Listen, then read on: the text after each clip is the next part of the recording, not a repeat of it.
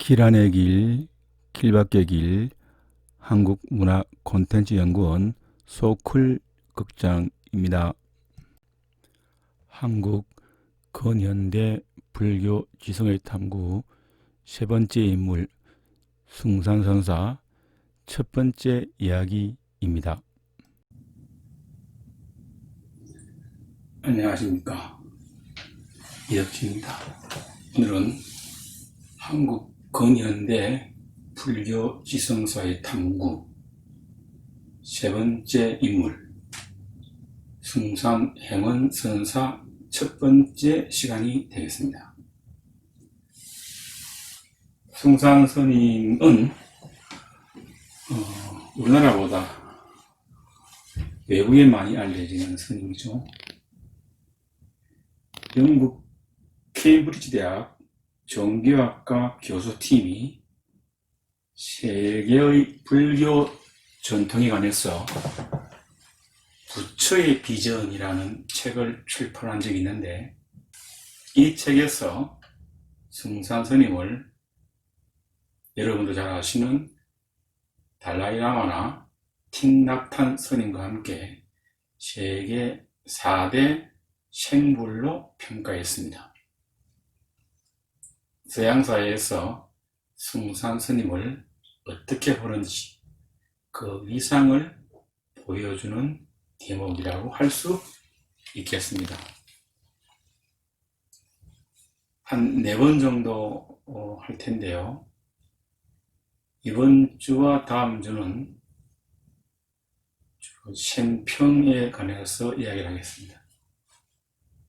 그리고 그 다음 2주는 숭산 스님의 사상에 대한 이야기를 주로 하겠습니다. 4번 정도면 되지 않을까라는 생각을 하는데, 만약에 시간이 모자란다면 한 번쯤 더 할 수도 있겠습니다. 숭산 스님은 평안도 순천군, 지금은 순천시라고 하네요. 거기서 태어났고, 속명은 이덕인, 큰 덕자에 인자를 쓰네요. 법명은 행원입니다. 행원. 그래서 보통 숭산행원스님 그러죠. 순천공립학교와 평양의 평안공업고등학교에서 공부를 했습니다. 1944년 일본 제국주의가 마지막 발악을 할 시기죠. 일제에 저항하는 지하 독립운동에 가담하였고, 일본 현병대에 체포되어 심한 옥고를 치르기도 하였습니다. 해방이 되자 월남한 스님은 동국대학교에 입학을 하게 됩니다. 그 당시 이제 서울 잡은 것이 사상투쟁을 많이 했죠. 정치가 극도로 불안하고 동족 간에 곧 전쟁이 벌어질 그런 시기에 한매를 느끼고 대학 3학년 때 마곡사를 가게 됩니다. 이 마곡사는 김구 선생이 중국으로 가기 전에 한 1년 정도 있었던 그런 유서 깊은 절이죠. 스님은 마곡사 부영암에서 금강경을 공부하다가 범소유상 계시허망이라는 대목에 이르러 불교의 골수가 여기 있구나 라고 느꼈다고 합니다. 원문은 범소유상 계시허망 약견 재상 비상 적견열애, 무릇 모든 모습은 허망하다. 만약에 모든 모습을 모습이 아니라고 볼 수 있을 때 곧 부처를 볼 수 있을 것이다 라는 뜻이 되겠습니다.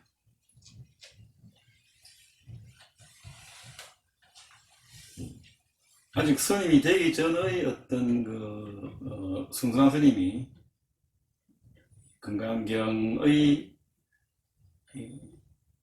범소유상 계시허망이라는 구절에 크게 마음이 갔다라는 이야기는 우리가 익히 알고 있듯이 육조 해능스님이 출가 전에 금강경에 반드시 머무는 바 없이 그 마음을 내지니라 라는 말에서 크게 신심을 얻었던 것하고 유사합니다. 무릇 모든 모습은 허망하다. 만약 모든 모습이 아니라고 할 때 곧 부처를 볼 수 있다는 구절이나 반드시 머무는 바 없이 그 마음을 낼지니라는 구절은 다르지만 그 내용인즉슨 저는 여기서 그것을 모습이라고 번역했습니다만 상에 연연하거나 상에 끄달리거나 상에 집착하지 마라 라고 하는 의미죠. 그 상은 다른 말로 하면 아상, 인상, 중생상, 수자상이죠. 우리가 대상세계와 접촉해서 느끼게 되는 모든 이미지를 불교에서는 상이라고 합니다. 승산스님께서 해능스님과 유사하게 금강경에서 발심을 하게 됐다는 말도 대단히 의미심장합니다. 스님은 1947년 10월 공주 마곡사에서 드디어 이제 출가를 하게 됩니다. 이후 수행의 필요성을 절감한 스님은 원각산에서 100일 기도에 돌입하게 됩니다. 이때 말린 솔잎 가루로 연명하는 등 굉장한 고행이죠. 극한의 고행으로 용맹정진하게 됩니다. 솔잎 가루만 먹고 100일을 공부한다는 것은 목숨을 거는 것이죠. 기도를 시작한 지 99일째 되던 날, 한 나그네가 등짐을 지고 산을 오를 때 갑자기 한 무리의 까마귀 떼가 나무에 있다가 하늘로 날아오르는 것을 봅니다. 순간 선사는 확철대오하였고 오도성을 읊었습니다. 원각산 아래 길은 지금 길이 아니고 등짐지고 오르는 이 옛사람이 아니로다. 탁탁탁 걸음소리는 옛날과 지금을 깨웠는데 꽉꽉꽉 까마귀는 소리내며 나무 위를 나는구나 라고 하는 것이 승산스님의 오도성이 되겠습니다. 100일 기도를 끝낸 스님은 당대의 대선지식이었던 망공스님에게 법을 묻기 위해서 수덕사로 떠날 준비를 했습니다. 그러나 이때 이미 망공스님은 열반에 드셨죠.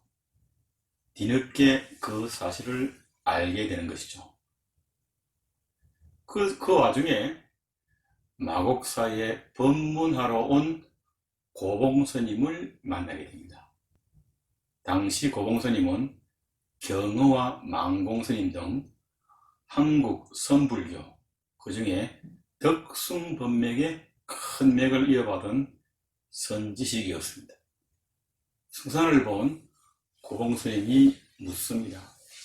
머리 깎은 지 얼마나 되었느냐. 승산스님이 답하죠. 몇 달 되었습니다. 그러면 이리 와서 내 다리 좀 주물러라. 네, 스님. 한참을 다리를 주무르는 승산 스님이 미리 갖고 들어온 목탁을 내놓으며 말합니다. 스님, 이것이 무엇입니까? 이 당시 승산 스님은 행자 시절이죠. 젊은 행자의 당돌한 질문에 고봉 스님은 말없이 목탁채를 들고는 승산 스님을 한 대 탁 때립니다. 스님께서는 스님 고맙습니다 라고 말한 후 일어나서 방을 나가려고 하는데 고봉 스님이 묻습니다. 내가 부처님을 보았느냐? 승산이 답하죠. 아무것도 보지 못했습니다. 고봉이 묻습니다. 그럼 왜 목탁을 갖고 왔느냐? 승산은 아무 말도 하지 못합니다. 이 만남이 나중에 승산의 은사가 될 고봉 스님과의 첫 만남이 됩니다. 조금 있다가 승산이 다시 질문을 합니다. 어떻게 참선해야 합니까? 고봉이 답하죠. 옛날 한 학인 스님이 조주 선사에게 묻기를 달마가 동쪽으로 온 까닭은 무엇입니까? 라고 했더니 조주 선사가 뜰 앞에 잣나무라고 했다. 이것이 무슨 뜻이라고 생각하느냐? 승산스님은 알 것도 같았지만 명쾌하지 못하니까 그냥 모릅니다 라고 했습니다. 고봉스님은 모르면 이 공안의 어심덩어리를 끌고 나가라. 그것이 바로 참선수행법이다 라고 가르쳐 줍니다. 고봉스님과 친견하고 난 다음에 승산은 수덕사에 있는 정회사로 수행처를 옮깁니다.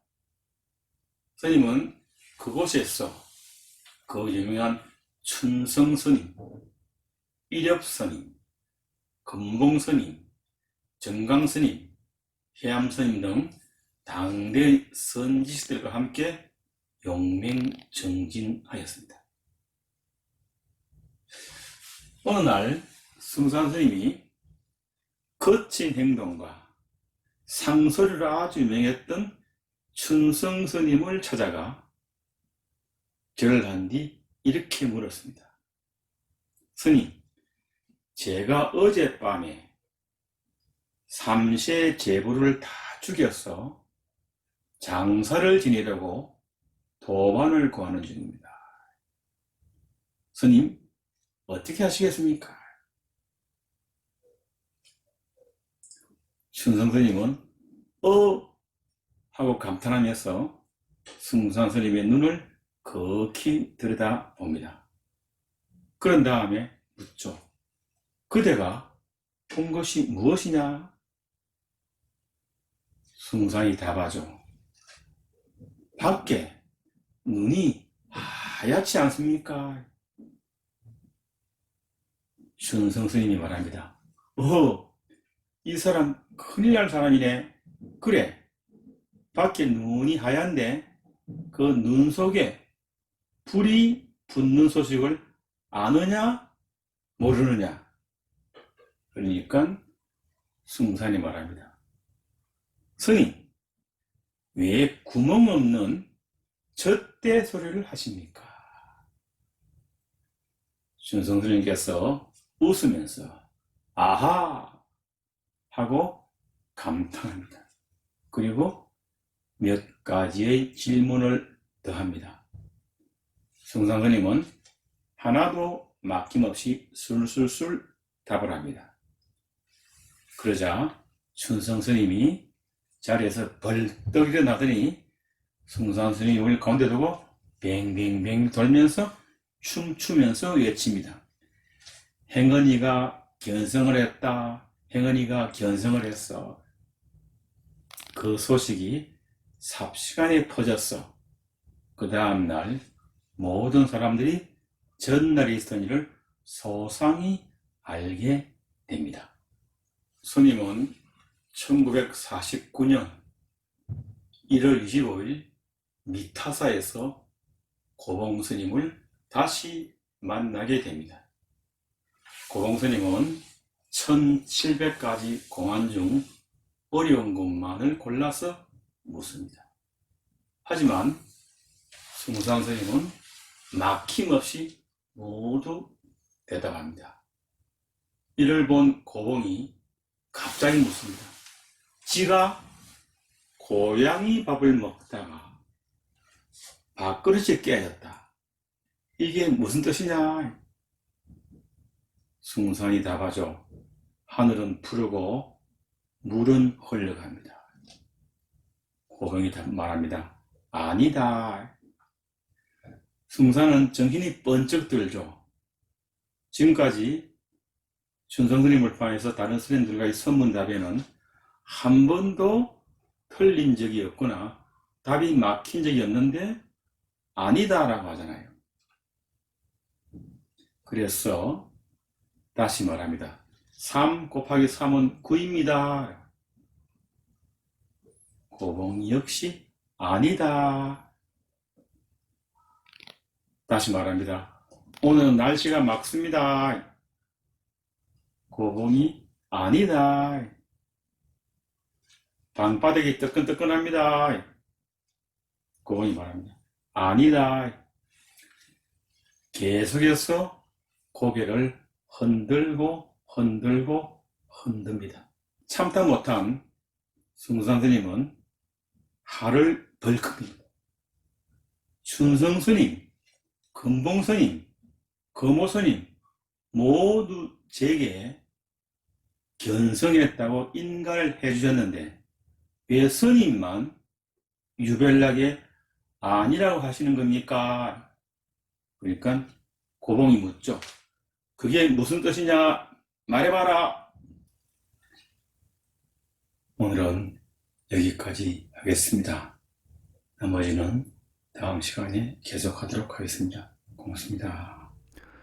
숭산사의 공안집, 현각 등 제자들의 책, 최영훈, 서재영 같은 연구자의 논문, 그리고 불교관계 신문을 참고하였습니다. 소쿨 극장입니다. 다음 토요일 10시에 뵙겠습니다. 고맙습니다. 안녕히 계세요.